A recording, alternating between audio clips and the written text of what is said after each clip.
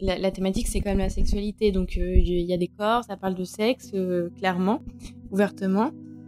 Et en même temps, on voulait pas quelque chose de pornographique. Après, la nuance entre érotisme, pornographique est un peu mouvante et un peu propre à chacun aussi. Donc, c'était un peu difficile. Le but, c'était de créer un magazine hybride. Donc, le premier, on a décidé de faire un magazine d'illustration. Nous, le but maintenant aussi un peu avec le collectif, c'est de travailler quasiment que en collaboration avec des gens, que ce soit des petites marques, des artistes, etc. Donc, on a décidé que tout le contenu, ce serait laisser une place à des petits artistes émergents ou non d'ailleurs pour s'exprimer.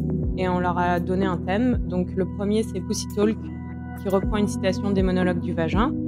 Et chaque artiste a donné son interprétation où on cherchait un thème pour le deuxième numéro. Et en fait, on n'arrivait pas vraiment à tomber d'accord. Et finalement, on a dit, mais qu'est-ce qu'on aime ?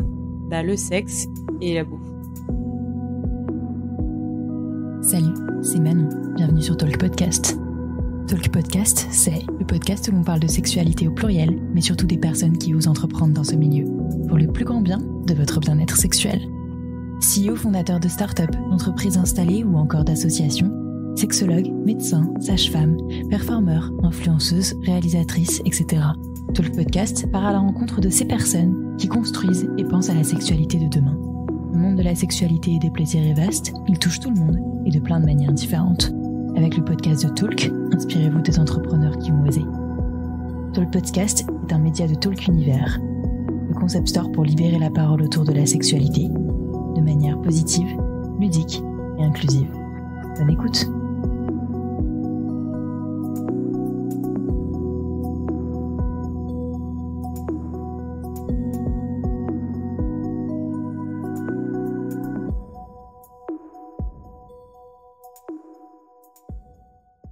Bon, et bonjour Jessica, bonjour Clémentine. Merci beaucoup d'avoir accepté cette invitation. Ça fait super longtemps qu'on devait faire cet entretien. Du coup, je suis contente que ça se fasse enfin. Après ce super kinky Christmas market. Du coup, je vous laisse vous présenter et expliquer ce que vous faites. Ok, alors moi du coup je suis la moitié du nom, je suis Jessica. Donc je parle, présente-toi et je ferai le... Ok, et moi c'est Clémentine, du coup la deuxième cofondatrice du collectif. Ok, du coup pour résumer un peu notre collectif, c'est parti d'un projet de diplôme. Donc c'était en 2014, donc ça remonte quand même un petit peu. On était toutes les deux en licence d'infocom dans une fac à Annecy et on devait faire un projet de fin d'études libre. Et on était un peu perdus. Je t'avoue qu'on était aussi un peu en retard. On n'avait pas commencé grand-chose. Et on s'est dit qu'on allait choisir un sujet qui nous parlait. Comme ça, on allait être plus intéressés et plus motivés à faire ce projet. Du coup, on s'est dit qu'on allait parler de cul, en fait. Et tout est parti, en fait, un peu d'une blague. Je sais pas si tu te souviens de l'article. Ouais, en fait, on était tombé sur un article sur un sextoy, un vibro réveil, en fait, qui te réveille par des vibrations le matin. Donc, il y a une sorte de forme carrée avec une petite languette là. Alors moi, je me rappelle plus de la forme. C'est une sorte de dildo et ça s'ouvrait sur une sorte de carré où je pense que tu programmais l'heure, j'imagine. Ouais, c'est un truc comme ça. Ouais, ça me dit des choses. Ok. Et après, on a dit, ce serait cool, en fait. À la base, c'est vraiment parti sur le fait d'ouvrir un lieu un peu safe pour parler sextoy, etc. Et en fait, on a commencé à se renseigner sur la sexualité et plus précisément sur le plaisir féminin, parce qu'on n'en entendait pas vraiment parler. Et on est arrivé à la conclusion qu'en fait, à l'époque, en 2014, il n'y avait pas d'informations du tout, quoi. Et c'était chaud, on tombait que sur des choses de magazines féminins, de comment faire plaisir à son homme, les 10 positions qui le fait rêver, ou alors des choses plutôt pornographiques. Donc pour parler de plaisir féminin, c'était assez réduit. Et ouais, en fait, c'est que c'est vraiment parti de notre propre besoin en se disant en fait, voilà, on voudrait acheter ce dildo réveil et on fait comment en fait si on veut pas le commander en ligne et qu'on voudrait avoir des conseils.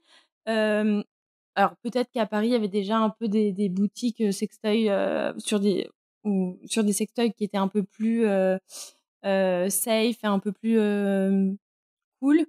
Mais en tout cas, à Annecy, le seul sex shop qu'il y avait, c'était un endroit vraiment très glauque où t'as pas du tout envie de mettre les pieds parce que vraiment, c'est très, très glauque. Et du coup, on s'est dit, c'est trop dommage parce que maintenant, enfin, il y a des sextoys qui font plus peur, c'est plus des énormes phallus. Enfin, il y a toutes sortes, des trucs très mignons et en fait, on savait pas comment accéder à ce genre d'objet. En fait, on pensait que c'était très loin et qu'il y en avait qu'aux États-Unis ou au Japon. Et c'était lié aussi en fait, de manière plus globale, au sujet sur la sexualité et la sexualité des femmes, où à notre échelle, en tant que jeunes adultes, on trouvait pas d'infos qui nous correspondaient, vraiment pas. Et ou en fait, on en trouvait, mais c'était vraiment parsemé sur des sites dans la rubrique sexo. Mais c'était jamais le sujet principal du média. On aimait bien les articles de Mademoiselle, je sais pas, des Inrog, des choses comme ça, mais c'était tout le temps une thématique et voilà. Donc c'était pas le cœur du sujet et donc c'est pour ça qu'on a créé ce collectif et qui a pris la forme au début d'un site participatif où on a réuni des articles qu'on trouvait intéressants pour que ça soit sur une même plateforme. On en a écrit aussi et on en a collecté. Et donc c'était sur le sujet global du plaisir féminin, avec un côté plutôt qui parlait du corps, plutôt biologique, sur les hormones, sur aussi la contraception, sur des choses comme ça, et un côté culturel. Ça nous intéressait aussi beaucoup depuis le début. Et en fait, il y avait plein de choses qui étaient reliées au plaisir féminin. Ok, donc c'est parti de ce projet d'école. Il n'y avait pas forcément de format qui était donné. En fait, c'est vous qui avez décidé de créer déjà un média qui était dédié au sujet de la sexualité et où autant vous rassemblez participatif, autant c'est vous qui et du coup, comment ça s'est passé, comment ça a été reçu? Juste au niveau des cours, ça a été hyper bien reçu parce qu'on avait des profs assez ouverts. Donc, on a eu une très bonne note. Et en fait, on a eu une très, très bonne note. Notre projet a été nickel. Et en fait, on a décidé de un peu commencer à parler de nous et de continuer le projet en dehors. Et on a été contacté, je crois, par Cosette. On a eu une petite brève dans un des numéros. Et après, par Mademoiselle, qui nous a proposé une interview.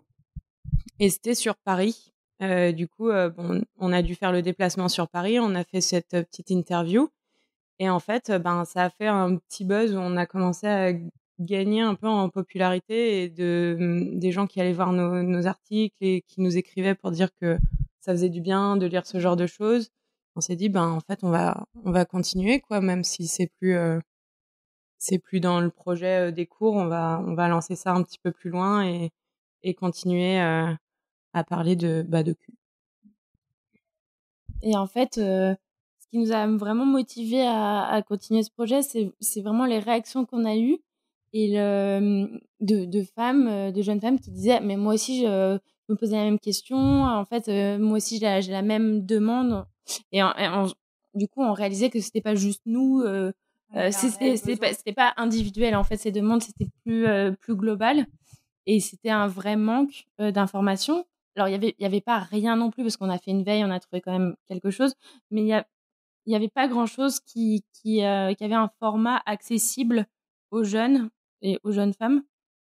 Et du coup, je pense le fait d'avoir fait des choses qui nous plaisaient et qui nous parlaient à nous-mêmes, en fait, ça a ciblé les personnes qui étaient comme nous, quoi. Ok, ouais, vous n'avez pas réfléchi. Alors, on va s'adresser à tel type de personnes, que aux étudiantes ou pas. C'était juste, on va parler des sujets qui nous intéressent. Et finalement, vous avez trouvé votre audience comme ça, en fait. Ouais. Et là, on se rend compte, de plus en plus, comme on grandit. C'est vrai que nous, Mademoiselle, par exemple, on on n'est plus trop attaché à ce site parce que c'est vraiment ce moment où nous, on a commencé plutôt vers la vingtaine. Maintenant, ça nous correspond moins. Et, et pour le coup, on trouve que Junon, il y a de plus en plus de personnes en fait de tout âge qui restent intéressées dans notre communauté, que ce soit des petites jeunes ou des mecs ou des personnes un peu plus âgées. Moi, je sais que grâce à ça, on a réussi à parler à nos parents de sexualité. Ils s'intéressent alors que chose qu'ils auraient jamais fait, Mm.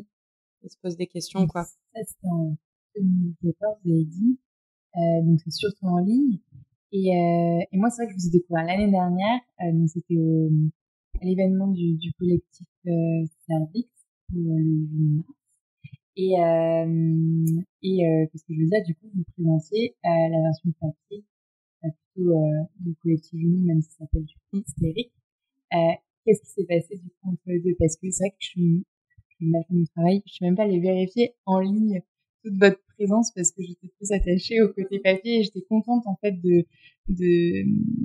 outre Instagram, voilà, de voir une version un magazine papier dédié à la sexualité. Ouais.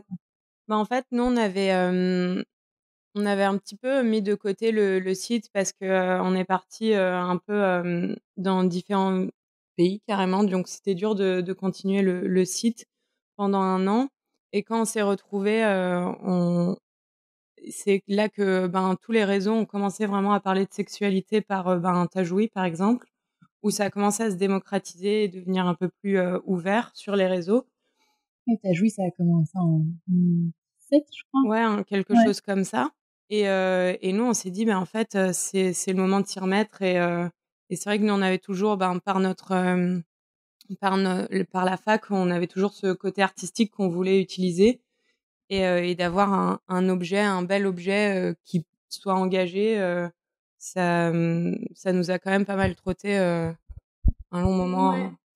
En fait, même avant de lancer le magazine, on avait déjà organisé une expo et fait des événements comme ça, d'un côté plutôt artistique.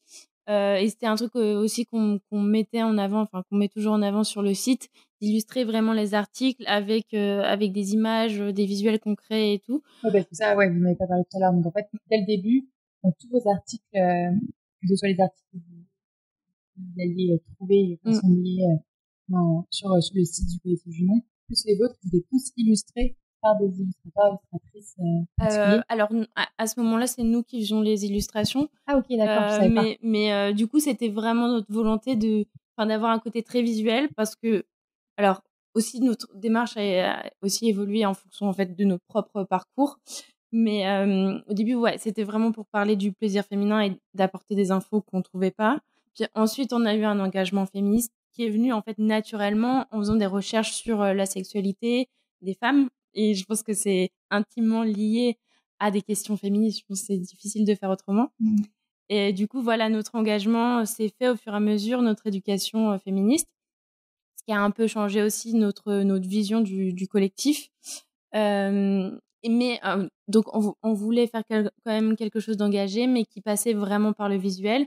On pense que le texte, c'est important, mais c'est pas forcément accessible à tous. Et on pense que des fois, une image, ça peut avoir un impact très fort. Encore plus fort que les mots, ouais. Ouais. En tout cas, plus rapide, peut-être. C'est ça. Ouais. Et du coup, ça, c'était vraiment quelque chose qu'on mettait en avant. Et après, on en a un peu parlé. On savait pas où ça allait aller parce que donc on mettait plus rien sur notre site. On commençait à avoir une communauté, mais voilà, on voulait quand même produire quelque chose.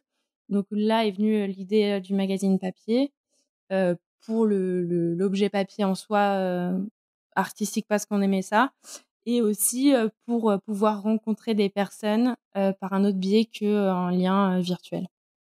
Ok. Du coup, à partir de 2017-2018, je sais plus. Vous avez lancé le premier, c'est ça, Hystérique? Ouais, Pussy Talk. Ok, ouais. Le but, c'était de créer un magazine hybride. Donc, le premier, on a décidé de faire un magazine d'illustration. Nous, le but maintenant aussi un peu avec le collectif, c'est de travailler quasiment que en collaboration avec des gens, que ce soit des petites marques, des artistes, etc. Donc, on a décidé que tout le contenu, ce serait laisser une place à des petits artistes émergents ou non d'ailleurs pour s'exprimer. Et on leur a donné un thème. Donc, le premier, c'est Pussy Talk, qui reprend une citation des monologues du vagin. Et chaque artiste a donné son interprétation artistique de cette citation. D'accord. Et en fait, oui, c'est aussi ce qu'on mettait en avant dans le fait que le site était participatif, c'est de dire c'est pas que notre point de vue, parce que c'est toujours difficile d'avoir un point de vue neutre. Enfin, je pense que c'est même impossible, pratiquement impossible. Sachant qu'on est blanche hétéro cis. Oui, c'est ça. Donc, je pense qu'il faut se dire, ok, alors moi, je suis comme, enfin, mon statut est comme ça, et du coup, j'écris de ce point de vue, et voilà, je vois le monde comme ça, c'est mon point de vue. Et du coup, je pense que c'est bien d'avoir d'autres points de vue. Donc, c'est pour ça qu'on veut vraiment toujours faire des collabs et toujours avoir différentes personnes. Donc, c'est le but aussi des hystériques où vraiment le Parce premier. Que c'est 43, 48, je sais plus. Ouais, c'est ça pour le premier. Et le deuxième, il y a 70 et quelques. Ouais, il y a une soixantaine d'artistes. Ouais. Et aussi, bon, c'était aussi un 44. Choix de pas. C'est une question qu'on s'est pas mal posée, mais de pas limiter seulement parce que du coup on fait des appels à projets quand on lance un magazine et de pas donner comme critère que ça soit des personnes femmes, enfin des femmes cisgenres ou donc c'est vraiment ouvert à tous et toutes. Du coup il y a aussi des hommes cis qui ont participé, même si une bonne partie de notre communauté est quand même féminine. Il y a aussi des hommes et je pense que c'est aussi intéressant. Parce que, alors du coup, dans Pussy Talk, la citation des monologues du vagin, c'est en gros... Ben voilà. Alors, c'est celle-ci. Si votre vagin était habillé, que porterait-il? Un tutu, un béret, un blouson de cuir. Je sais pas si je vais dans le bon sens. Oui. Des bas de soie, un boa rose, un jean, un truc moulant. Si votre vagin pouvait parler, que dirait-il en 2 mots? Tout doux, choix courageux, je veux, non là-bas.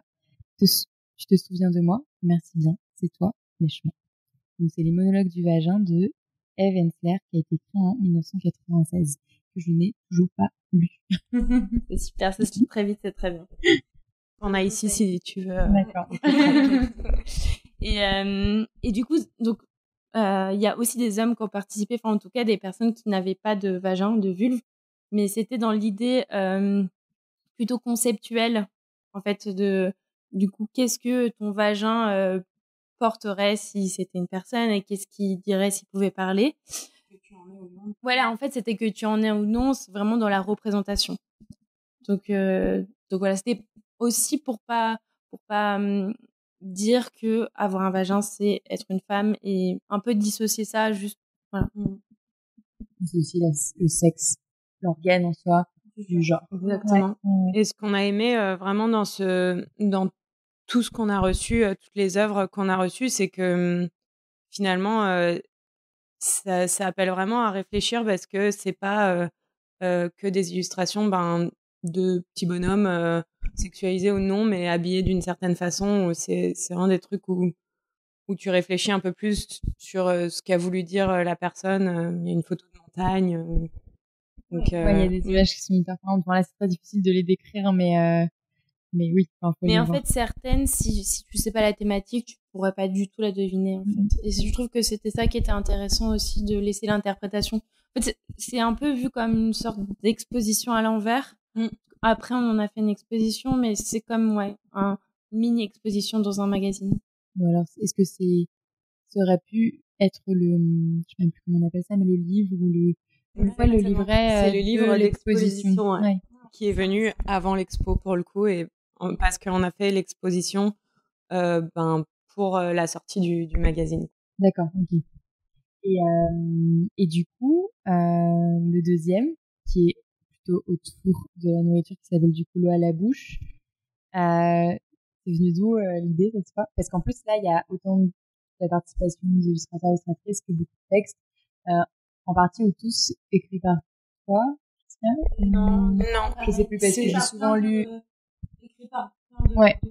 Je crois qu'on a dû écrire un ou deux articles chacune. On a écrit l'édito ou un ou deux articles dedans. Et sinon, pareil, c'était que la collaboration avec des auteurs et autrices et pas forcément pro non plus. Et pareil, des artistes.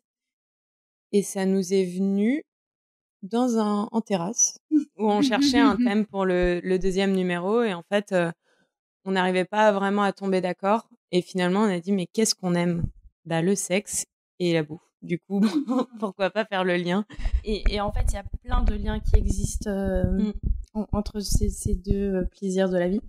Et on a beaucoup travaillé aussi sur les expressions. Il y a pas mal d'expressions de la langue française qui mêlent le sexe et la nourriture, et du coup qui sont illustrées dans ce magazine.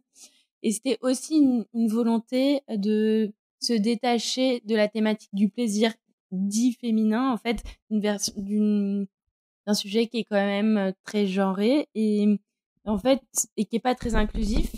Et c'était vraiment notre point de départ, et puis on a évolué, et puis on s'est dit en fait qu'est-ce que veut dire le plaisir féminin, parce que qu'est-ce que veut dire féminin. Du coup on n'est plus trop en accord avec nos débuts. Non, mais ça, on en discute, ça m'intéresse beaucoup, justement, ouais. Et du coup, là, on voulait trouver une thématique qui était vraiment qui était non genrée. Oui, ça parle à tout le monde. C'est ça. Sexualité, nourriture, en général, ça parle à beaucoup de monde. Ouais. Parce que, on est super fiers d'avoir fait le premier, de parler aussi de pussy, de vagin, de vulve. C'est pas le souci, mais on se disait aussi que, il y a une libération de la parole autour du plaisir féminin, mais souvent certains hommes, à tort peut-être, mais ont du mal à se sentir concernés. Oui. Et du coup, je sais pas si c'est la bonne façon de faire des efforts dans leur sens pour qu'ils se sentent inclus, mais en tout cas, on voulait pas fermer de porte. Donc c'est aussi ça le but. Voilà. Et comme c'est un magazine hybride, on a décidé de mettre des articles dans celui-ci. Quand tu dis magazine hybride, qu'est-ce que tu entends par là ? C'est que en fait, on voulait que tous les magazines, chaque numéro soit différent. Donc le premier, c'est plutôt un magazine d'illustration où il n'y a pas de texte ou très très peu. Et le deuxième, il y a des articles et des œuvres. Et le troisième, on ne sait pas. Oui, c'est ça. On se laisse la liberté que cette revue prenne la forme qu'elle veut, en fait, en fonction des sujets, des rencontres, des thématiques qu'on aura, qui est pas un modèle défini. Comme le titre original, finalement, vous faites ce qui vous plaît et puis ça plaît, donc vous verrez, quoi, c'est ça. Et c'est pour ça qu'on a décidé de rester en auto-édition, pour pas qu'on soit bridé dans le format et dans ce que nous on veut publier, et pas avoir à se censurer pour une couverture ou une œuvre qui n'est d'ailleurs pas la nôtre, qui est celle de l'artiste. Parce que nous on n'a aucun droit déjà sur les images. Oui, c'est eux qui donnent l'accord. Et après vous vous imprimez un certain nombre, en fonction de la campagne de financement que vous faites, etc. Donc, ça marche à chaque fois. C'est une campagne qui est pour le magazine, mais aussi un peu pour l'expo.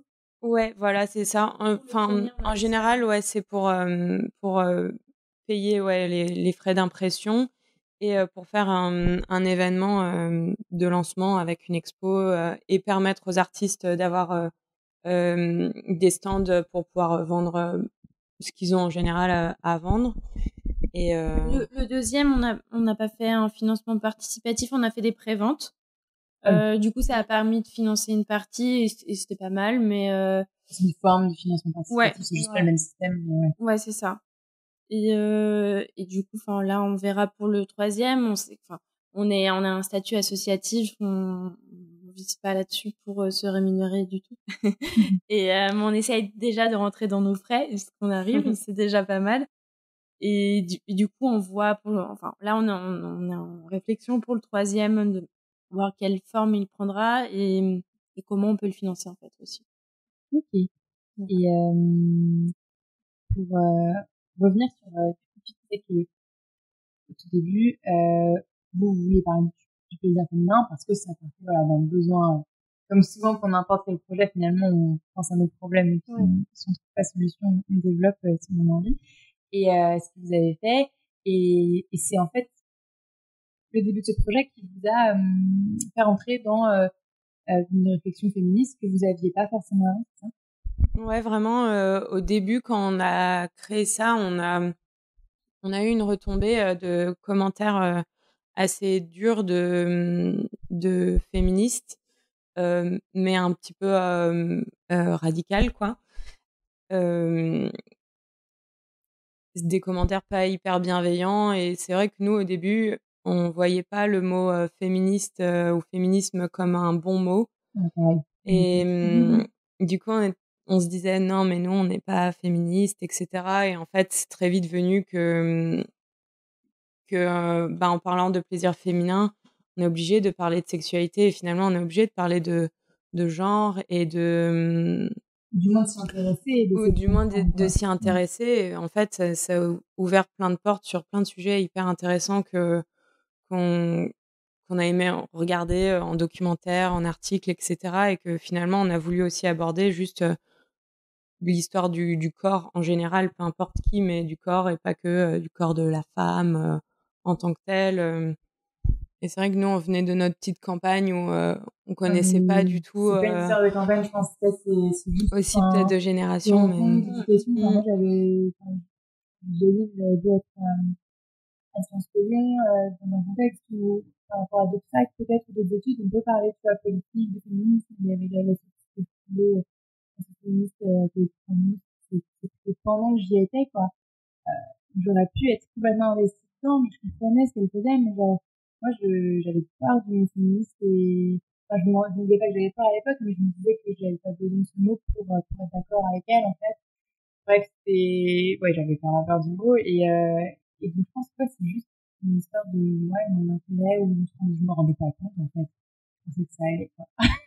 Mais je trouve aussi, avec les réseaux maintenant, et que c'est devenu un sujet un peu plus populaire, entre guillemets, c'est aussi plus facile d'avoir des infos, et aussi de se dire féministe et de l'assumer assez facilement. Ça fait quand même du bien de se mettre dans une petite case ouverte.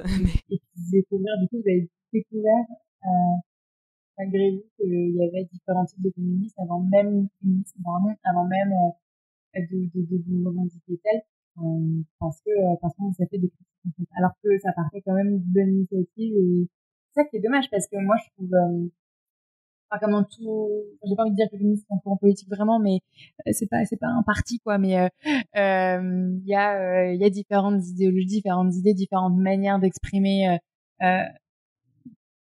le féminisme, mais si on devait la résumer, c'est juste vouloir l'application, parce que les lois existent, mais bon, l'application et des droits et de l'égalité entre les hommes et les femmes, enfin, en fait, même pas important son sexe, son genre. Mais il n'empêche que dans cette définition qui devrait être simple, il y a plein d'applications et d'idéologies différentes. Ça, vous l'avez complètement découvert par les critiques, en fait. De base, ouais, j'imagine, on a, nous, ouais, on avait eu de assez grandes critiques, et même juste, on s'en rend encore compte maintenant que le féminisme est aussi un peu une vague de popularité pour certaines personnes, et il y a du radicalisme qui se crée de gens qui ont un féminisme qui sont plutôt contre les hommes, ou qui sont carrément transphobes, ou on s'est rendu compte de ça, quoi. En fait, peut-être c'était malvenu comme on l'a présenté à un certain groupe de personnes féministes, et nous, on était vraiment pas du tout déconstruits. Enfin, on était hyper novices, on savait rien. Et du coup, on a pris les attaques personnellement. Avec du recul, moi, je me dirais que si je vois le même projet, j'aurais tendance à faire les mêmes critiques. Mais c'est qu'on n'avait pas du tout le recul, et on savait rien, et on l'a mal pris. Après, voilà, c'est comme... Enfin, féministe ou pas, c'est difficile des fois d'être bienveillant. Donc moi, au final, j'en veux pas du tout à ces critiques, et maintenant je les comprends. Mais il fallait juste qu'on fasse notre chemin. Ouais, c'est sûr. Peut-être que la manière dont vous abordez les choses, c'était pas trop genré. Ouais, elle s'était très genrée, et puis vraiment l'opinion de petite blanche hétéro cisgenre Et c'est vrai Prendre le que temps, quoi. après, on était jeunes, enfin, on avait Ouais, 18 ans et enfin, non, on avait 20 ans. Et mais c'est vrai que c'est un peu, ce manque qui existe encore maintenant, de bienveillance pour expliquer les choses, assez facilement par message, et pas en lynchage public, pour dire: «Ouais, mais toi, tu penses comme ça». Ah oui, mais je savais pas, enfin, je me déconstruis petit à petit donc voilà. Ouais, bah, surtout, quand on est enfant, enfin, moi, clairement, Oui, moi, bah, j'aurais fait la même aussi ouais, voilà.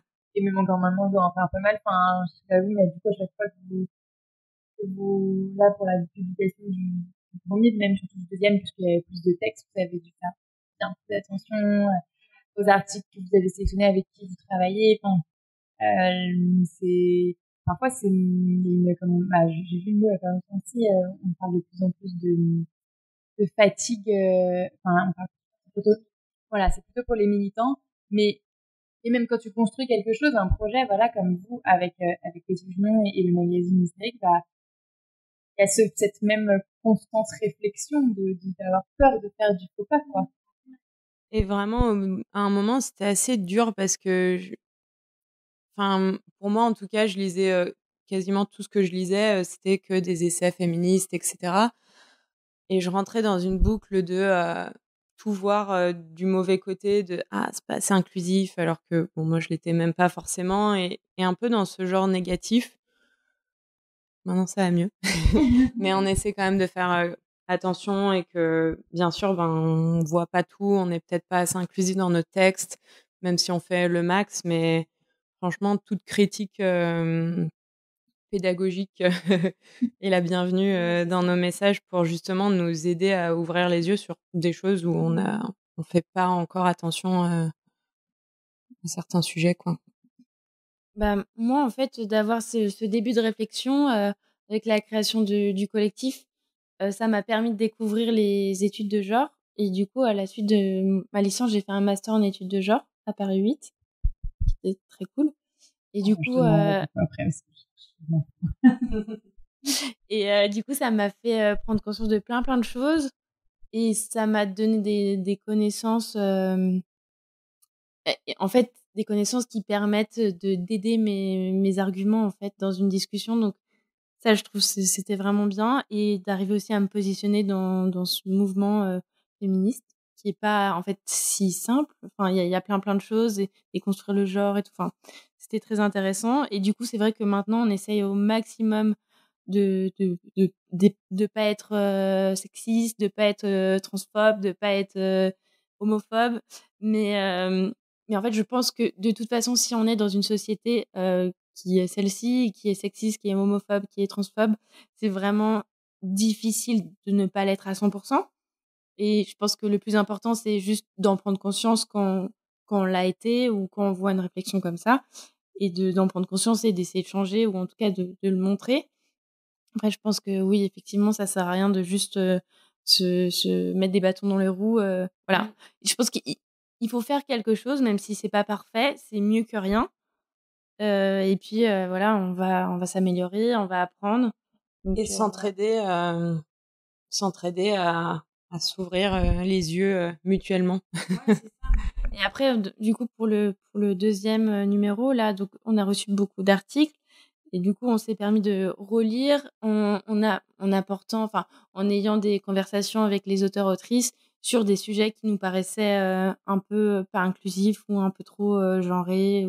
Voilà, donc en fait, sans changer le texte même, mais en disant: «OK, ça par contre, tu vois, au lieu de dire femme, tu pourrais dire personne à vulve» et on a essayé d'aller dans cet axe-là.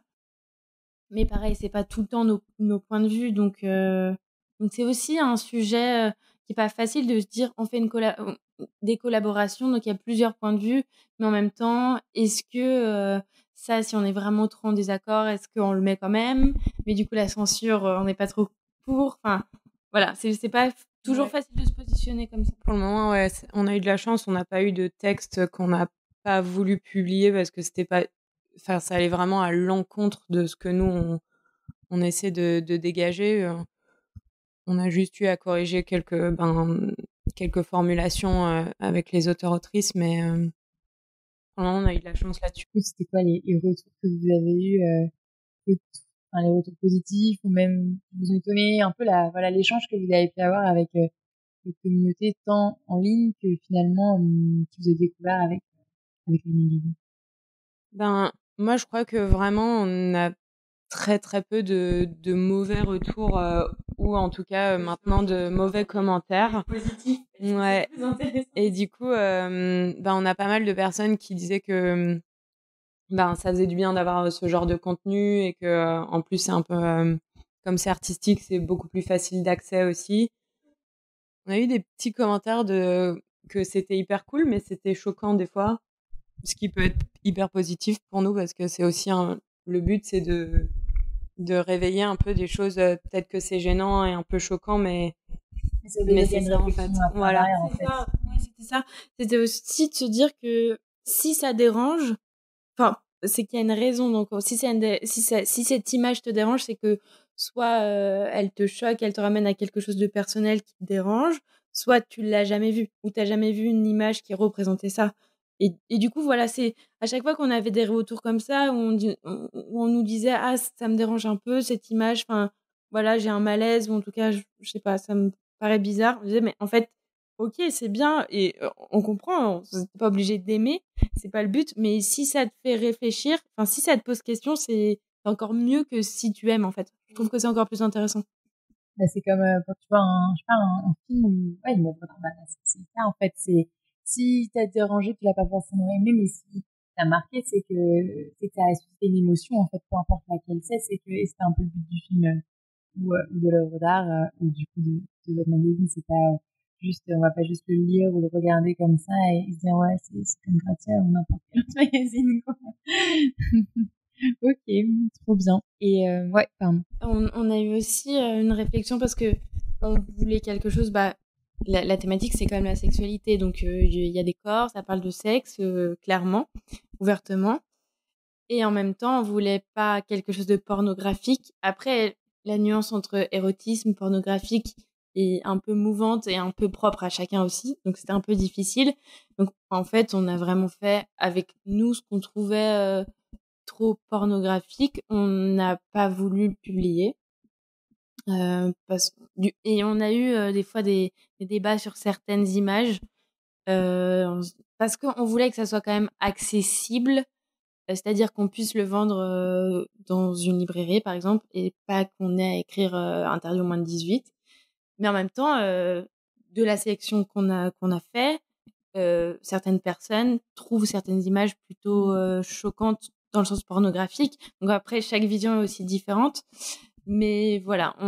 C'était quoi votre définition du coup si vous aviez eu à me poser, écrire des critères? Comment vous jugez? Parce qu'en soi, entre ce qui est vraiment... Enfin, du coup, entre ce qui est pornographique, explicite ou par exemple on voit vraiment une relation sexuelle, parce qu'à la base, il me semble, mais ça dépend évidemment de qui est derrière, quel label, quelle institution, voilà. On est sûr que c'est pornographique si on voit clairement, par exemple, de la pénétration ou un acte sexuel. Ou des sexes en gros plan, ou voilà, un acte sexuel en gros plan, il me semble que c'est ça. Mais quand on voit la censure qu'il y a par exemple sur les réseaux sociaux au moindre bout de téton, évidemment féminin, ou juste des fesses, avec de la cellulite, sinon c'est pas drôle, parce que si elles sont parfaites, bien sûr qu'on va pas censurer, hein. Bien sûr. Photoshopper, ça passe. Et bah, du coup, en fait, comment vous êtes dit, ça se trouve, même quelque chose qui n'est pas purement pornographique, mais qui est juste sous-entendu sexuel ou sexualisé par la société, comme ce qu'on voit sur Insta et tout. Comme on s'est dit, est-ce que ça va passer peut-être en librairie ou pas? Mais on a quand même envie de susciter l'attention et l'émotion, etc. Donc, je crois qu'il y avait plusieurs choses. Il y a 2 choses que je me rappelle. Donc, on a censuré vraiment juste une photo. Enfin, c'est même pas de la censure, c'est que on nous a envoyé une vingtaine de photos, on va dire, et il fallait qu'on en choisisse. Et il y en avait, mais elles étaient toutes magnifiques. Mais il y en avait une qui était hyper intéressante, mais c'était très clairement une pénétration anale. Et c'est ça qu'on a dû se censurer et pas la mettre, parce que pour nous c'était pornographique, du coup une pénétration anale.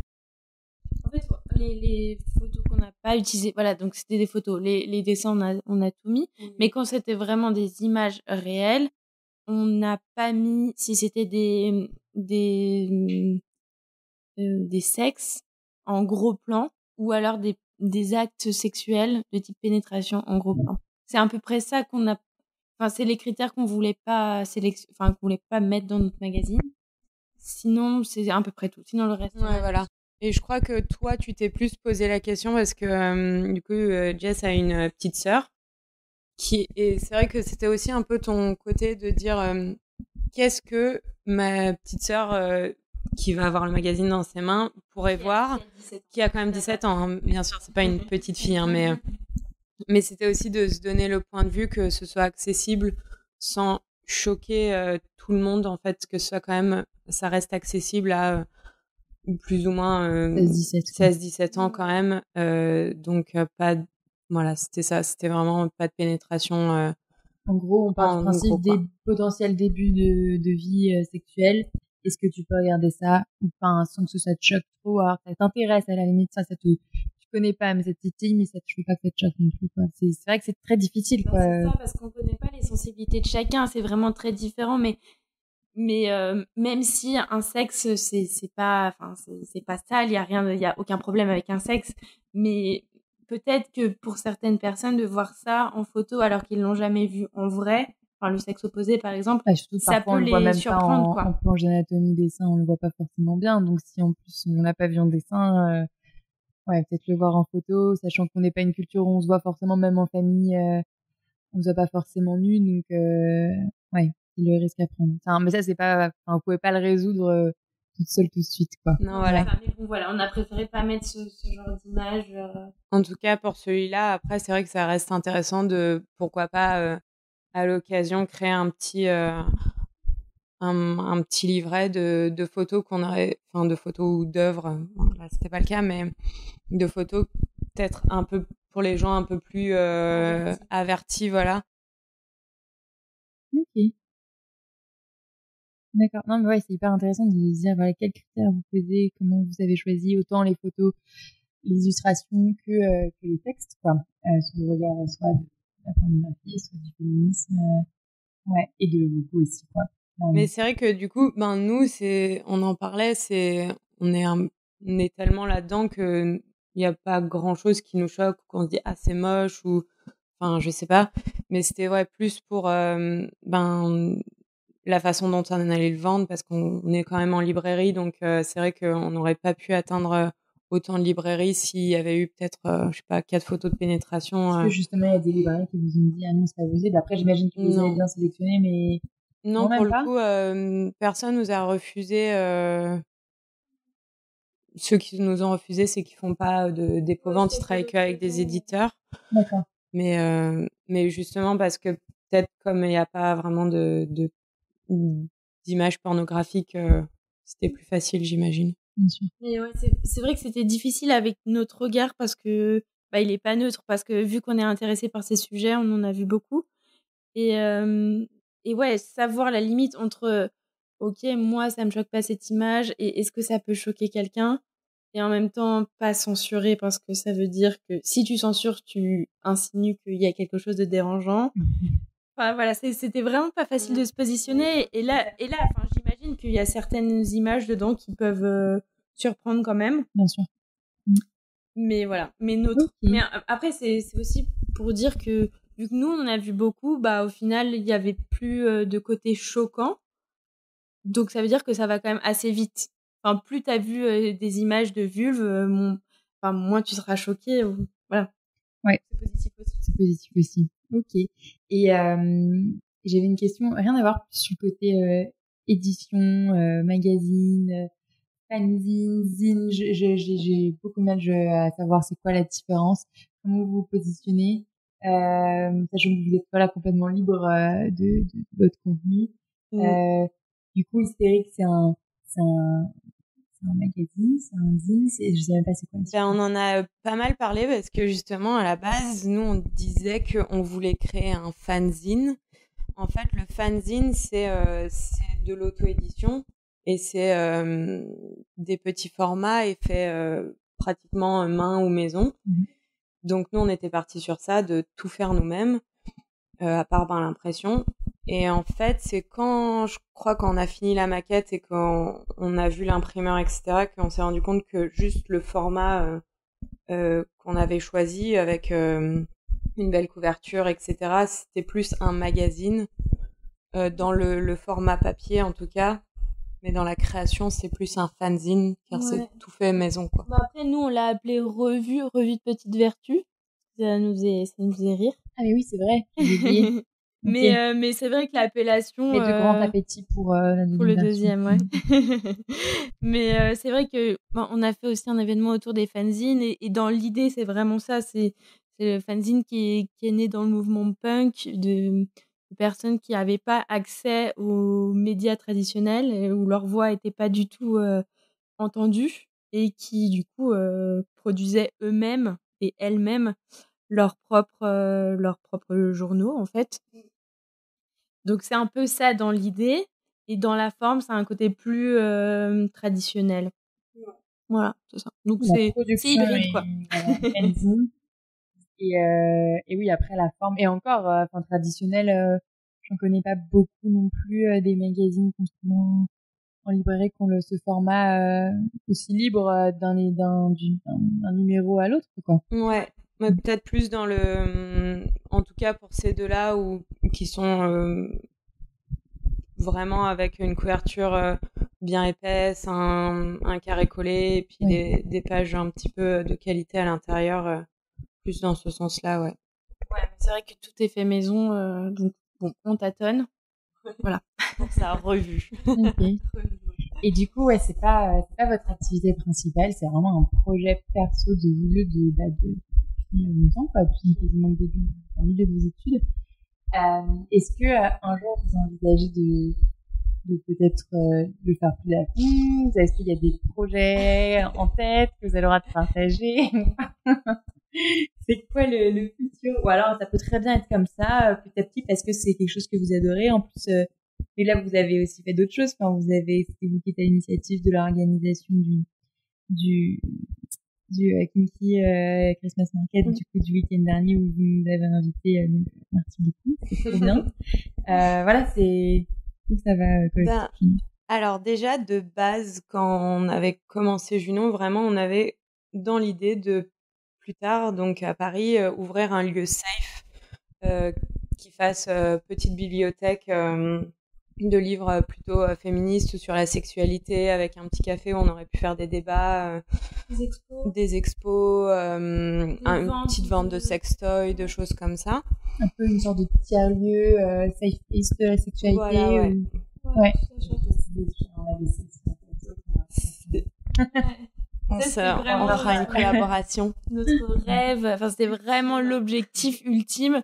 Après, face aux réalités financières du marché, bon, pour le moment, c'est vraiment, voilà, pas du tout dans nos objectifs, ni à court ni à moyen terme.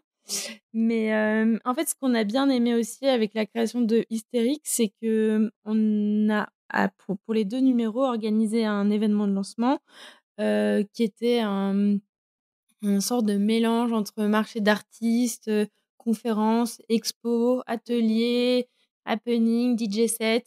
Enfin, du coup, mélanger plusieurs formes d'art autour d'une même thématique. Donc, en fait, à peu près le même principe que notre site et que notre magazine, mais en événementiel. Et ça, on a vraiment beaucoup aimé faire ça. Du coup, on a un peu continué. On a organisé des expos, on a organisé le marché de Noël, par exemple. Et voilà, des événements pour des associations ou des tiers-lieux. On a vraiment aimé ce côté rencontre avec un public. Des collaborations encore avec toujours des petites marques engagées, des initiatives, encore des artistes. Ouais. Et faire des liens entre différentes formes d'expression. Donc ça, on aimait vraiment et on s'est dit, on s'est posé la question il y a quelques mois de se lancer dans la production d'événements. Puis il y a eu le Covid et du coup, on ne sait pas quoi faire de notre vie. parce que l'événementiel, c'est pas non plus le top en ce moment. Du coup, voilà. Mais c'est un sujet qu'on avait en tête Donc en gros, si cette période de flou Finit un jour.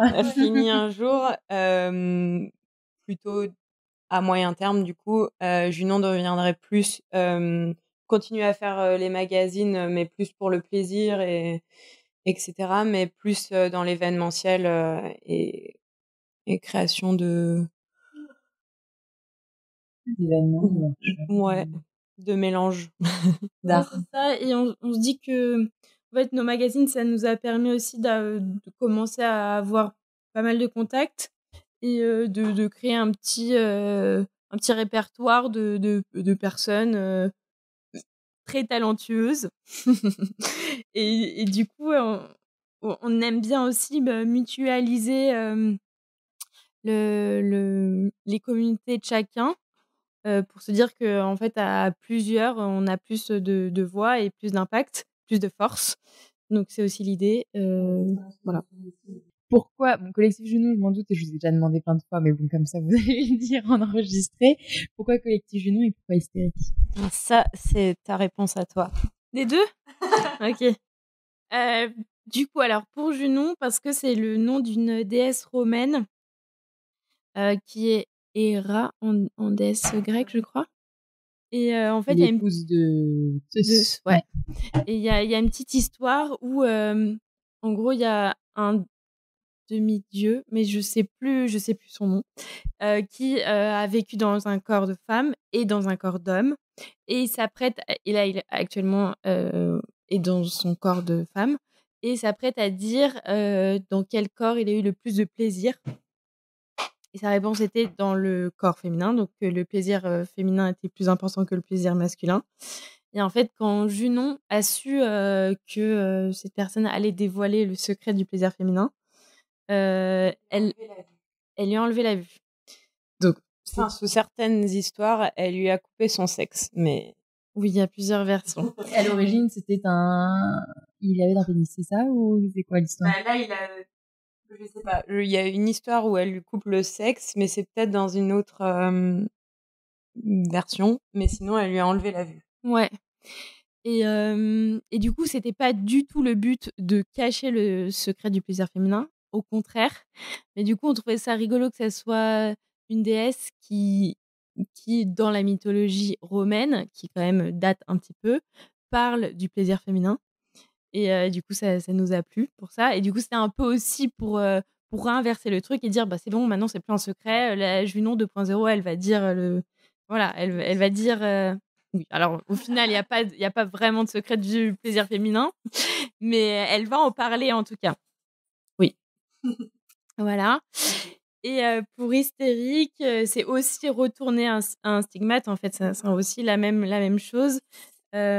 Hystérique, du coup, qui vient de utérus. En fait, c'est vraiment la même origine. Et donc, l'hystérique était une maladie créée de toutes parts, notamment par Freud, qu'on remercie pas du tout, qui était vraiment seulement réservée aux femmes. Quelle chance. Et en fait, c'était il y avait plein de symptômes différents, mais c'était juste des femmes qui rentraient pas dans les normes, des femmes qui voulaient pas se marier, des femmes qui parlaient un peu trop, des femmes qui avaient un peu trop de libido. Qui est en colère aussi. Il n'a pas été tenté de soigner justement la l'hystérie par la masturbation faite par les médecins, évidemment, pas par elle-même. Et du coup, l'invention du godemichet par un anglais, du vibromasseur, a été créée à travers ça. Donc, bien sûr que c'est horrible que le vibromasseur ait été créé de cette manière-là, mais c'est quand même un bon retour de la médaille, moi je trouve. Mais c'est un mal pour un bien, ça a été au moins créé pour ça. Ouais. Et ouais, du coup, il y avait vraiment un lien entre l'hystérie et l'orgasme féminin, parce que du coup, les séances pour soigner l'hystérie passaient par des orgasmes. En fait, eux, ils en avaient pas conscience, mais c'était vraiment ça. Et enfin, du coup, il y a toute une histoire autour de ça. L'insulte autour de être hystérique. Ouais. Bah d'ailleurs, il y a eu une actualité, c'était aujourd'hui ou hier avec Laurence Ferrari, je crois, qui a repris, j'ai oublié son nom à lui là, mais en disant que c'était impossible de dire hystérique comme ça, quoi. Enfin, alors c'est une forme de censure, mais pour le coup, j'apprécie. Mais ouais, quoi. Et voilà, et c'est vraiment encore utilisé aujourd'hui, suivi bien sûr de Qu'est-ce que t'as aujourd'hui? T'as tes règles? Non, je suis juste une personne qui est énervée, et quand bien même. Et vraiment, enfin, l'hystérie, c'était comme des sorcières. Il y a beaucoup de personnes qui ont été tuées à cause de ça, parce que c'était une maladie. Enfin, une fausse maladie. C'était dénoncé comme une maladie, alors que c'est juste, enfin, ça n'existe pas, l'hystérie. Voilà, c'était vraiment réutiliser ce mot et redonner une définition, de dire ouais, je parle fort et oui, je m'énerve contre le patriarcat ou les autres problèmes de société, et oui, je vais continuer à lever la voix, et je suis hystérique, et c'est bien. C'est ça. En fait, de le revendiquer, hystérique, ça inclut forcément la notion de sexualité, d'engagement féministe et de corps. Donc en fait, ça rejoignait toutes nos thématiques en un seul mot. Donc on était plutôt contentes. Okay. Et puis se réapproprier, c'est pas la même chose que quand on utilise contre nous, quoi. Ok, et super.